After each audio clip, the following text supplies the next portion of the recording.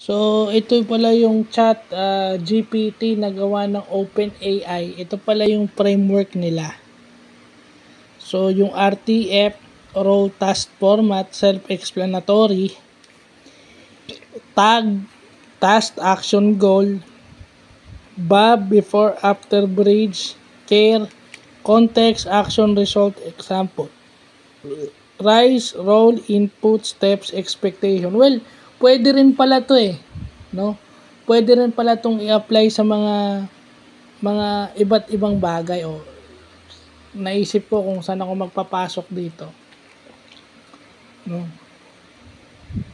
So dito pala naka-base yung ginagawa ng chat GPT, which is good. Self-explanatory naman to. Lalo na yung Bob, di ba? Yung bridge. So hindi pwede makalimutan yung gitna kasi paano mo mararating yung before kung yung after kung walang bridge, di ba? So maganda.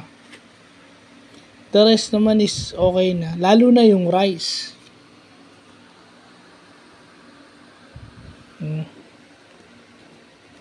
So, yun yung maganda. Another IT vlog to.